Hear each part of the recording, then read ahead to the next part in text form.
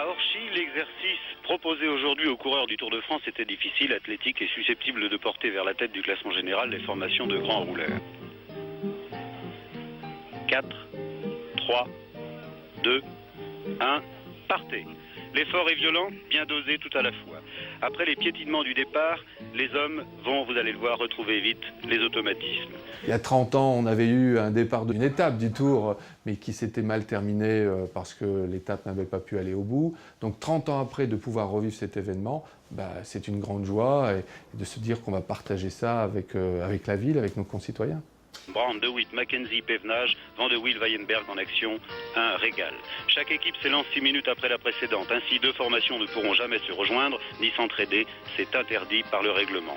Au loin, les cheminées du complexe industriel de Denain, au 30e kilomètre. Et soudain, la foule envahit la chaussée. Messieurs, arrêtez-vous. Inutile de continuer. Vous ne pourrez traverser Denain.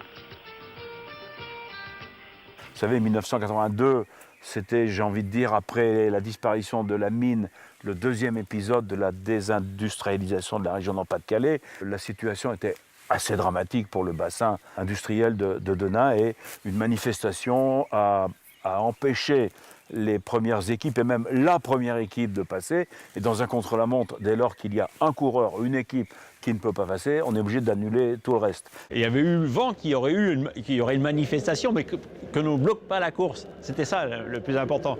Et je pense qu'il y avait dû y avoir des accords avec les organisateurs et puis les gens de l'entreprise et qui n'ont pas été honorés, quoi. Que les gens qui font le Tour de France se renseignent, qu'ils demandent dans les agences nationales où ils passent quel est le taux de demandeurs d'emploi. Et ils verront que Denain, avec 25 ou 30% de demandeurs d'emploi dans les 3 ans, aura largement le maillot jaune, camarades. Et cela, nous ne l'acceptons pas. Une course cycliste, et une grande étape du Tour de France en particulier, est tout à fait vulnérable. C'est dégueulasse, merde.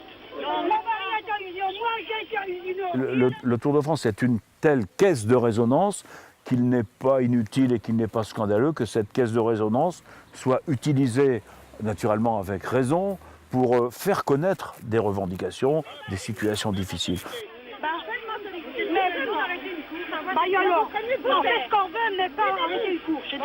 On s'entraîne, on se prépare dans la tête pour aller chercher une victoire, parce que finalement c'était ça aussi, la victoire était au bout. Et d'un seul coup tout est cassé, donc on est vraiment déçus, quoi. Et c'est dommage que ces gens-là n'aient pas compris que le sport passait avant tout ça. À ne rien y comprendre pour les spectateurs, non prévenus parfois.